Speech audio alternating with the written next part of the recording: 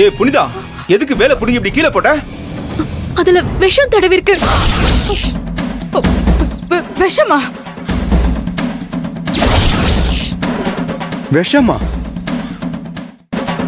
இதுல விஷம் தடவி இருக்கா? என்னம்மா சொல்ற? ஆமாமா. ஐயோ, அண்ணி என்ன சொல்றீங்க? நம்ம வீட்ல என்னதான் நடக்குது? எனக்கு ஒண்ணுமே புரியல. இன்னுமா உனக்கு புரியல அமுதா? எனக்கு எல்லாமே தெளிவா புரியுது. அம்மா பரிகாரத்தை பண்ணிட்டா அப்பா நமக்கு திரும்ப கிடைச்சிருவார்ல,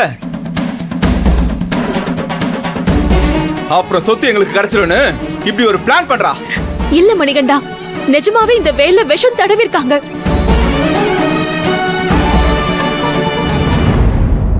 என்னம்மா சொல்றீங்க? நீங்க கொடுத்த வேலை நான் சாமி சந்நிதியில வச்சு கொடுக்கறேன். இதுல எப்படி விஷம் தடவ முடியும்? சாமி விஷயத்துல யாராவது விளையாடுவாங்களா? இவ விளையாடுவா? இவளுக்கு எப்பவுமே எங்க வாழ்க்கையே விளையாட்டுதான். ஐயோ. புனிதா போய் சொல்லுங்க. அந்த வேல்ல விஷம் தடவி இருக்குன்னு புனிதாக்கு போன் வந்துச்சு.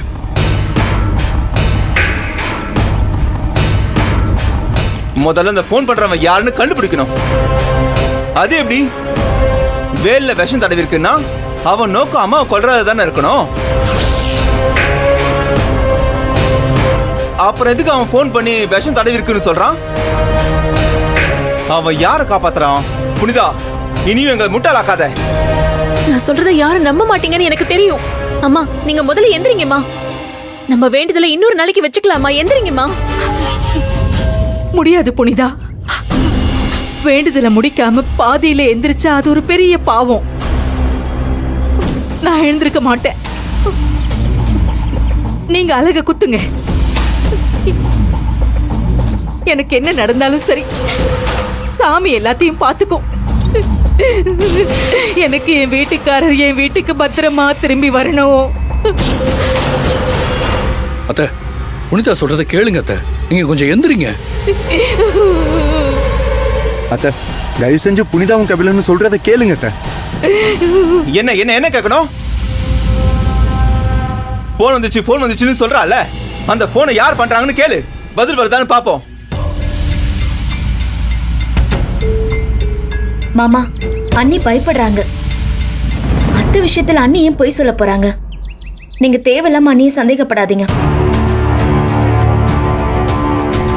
புனிதா, அது யாருன்னு தான் சொல்லு புனிதா.